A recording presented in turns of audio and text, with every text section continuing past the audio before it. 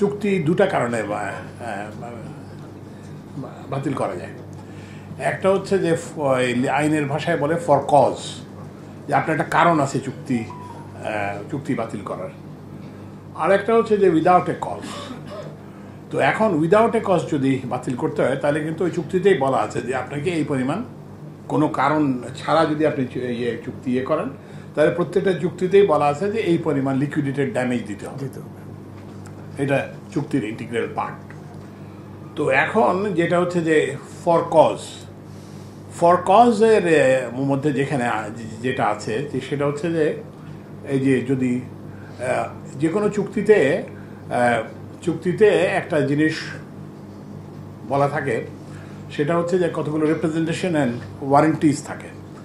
তো রিপ্রেজেন্টেশন ওয়ারেন্টিজের মধ্যে একটা জিনিস থাকে, সেটা হচ্ছে যে এই যে আমরা চুক্তি করছি এটাতে কোনো দুর্নীতি করা হয় না, এটা একটা অ্যান্টি কারাপশন কভেনেন্ট বলে, এটা যে কোনো চুক্তিতে থাকে।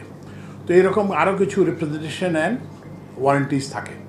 তো এগুলো যদি ভায়োলেশন হয় তাহলে চুক্তি বাতিল করা যায়। হিরন আরও মিনারেল ওয়াটার মাত্র 50 পয়সায় প্রতি লিটার। পেমেন্ট এবং ইকোনমিক গ্রোথ এই সাথে ইলেকট্রিসিটি জেনারেশনের যে হিসাবটা, এইটা আইনস্টাইনও মিলাতে পারবে না, কারণ এটা মেলে না। যেই হারে ইলেকট্রিসিটির উৎপাদন বেড়েছে সেই তুলনায় পেমেন্ট ইলেকট্রিসিটির উৎপাদন যেমন 4.4 গুণ বেড়েছে অর্থ বছর 11 থেকে অর্থ বছর 24 পর্যন্ত। পেমেন্ট বেড়েছে 11.1 গুণ।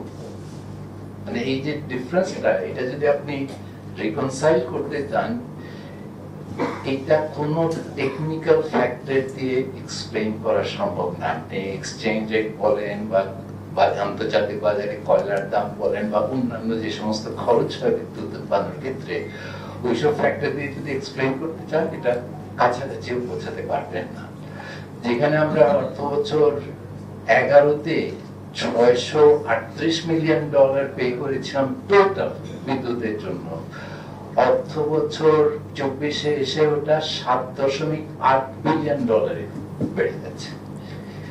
এত পে করা হচ্ছে, কাজের টাকা আমরা পে করছি, তার বিপরীতে আমরা কিরকম বিদ্যুৎ পেয়েছি এই হিসাবটা মেলানো যায় না। এটা আমাদের মেইন ফাইন্ডিং। আদানির জন্য আরেকটা সেপারেট আমরা দিয়েছি, report of the national review committee on anomalies in the approval process of Adani Power Jharkhand Limited. তো আপনারা নিশ্চয়ই জানেন, আপনার the work of review of power purchase agreements is very intricate, cumbersome and complicated. এই জন্য এত বেশি সময় লাগছে। তার ম্যাটারটা তো খুবই টেকনিক্যাল, এটা বুঝতে হবে। এবং in course of review of power purchase agreements আমরা কি পেলাম?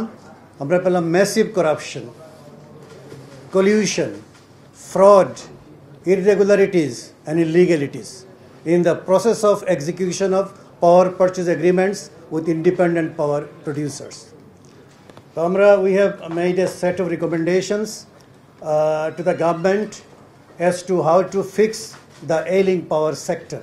আমাদের ধারণা যে এখানে আমাদের একটা শক্ত পদক্ষেপ নেওয়ার মতন জায়গা আছে, কিন্তু সেই টাকাটা নষ্ট হয়ে যাবে যদি আমরা আগে থেকে হইচই শুরু করি।